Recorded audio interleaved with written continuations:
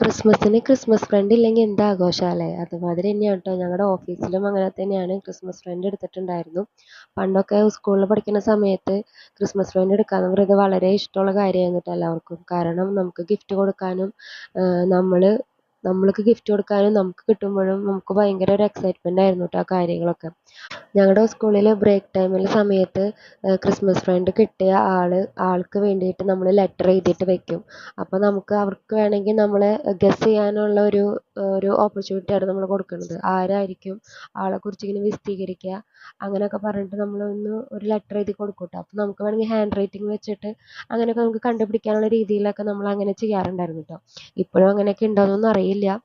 എന്തായാലും ഞാനും ഗിഫ്റ്റൊക്കെ വാങ്ങി പൊതിഞ്ഞ് കൊണ്ടുപോവാണ് കേട്ടോ. എനിക്ക് ഗിഫ്റ്റ് കാണിക്കണമെന്നുണ്ടായിരുന്നു. പക്ഷേ അതിൻ്റെ ഉള്ളിൽ ഞാൻ ഒരു ഡയറി മിൽക്കും കൂടി വെച്ചിട്ടുണ്ട്. അപ്പോൾ എൻ്റെ കുട്ടി അത് കാണണ്ടെന്ന് വെച്ചിട്ടാണ് ഞാനത് ഗിഫ്റ്റ് തുറന്ന് കാണിക്കാണ്ടിരിക്കുന്നത്. എനിക്ക് പറ്റുവാണെങ്കിൽ ഞാൻ അതിൻ്റെ ലിങ്ക് ഞാനിവിടെ ഷെയർ ചെയ്യാം കേട്ടോ. അങ്ങനെ ഗിഫ്റ്റ് റാപ്പിങ്ങും കഴിഞ്ഞു. ഒരു ബോയും കിട്ടി സുന്ദരനാക്കിയിട്ടുണ്ട് കേട്ടോ. അപ്പോൾ താങ്ക്സ് ഫോർ വാച്ചിങ്. ബൈ.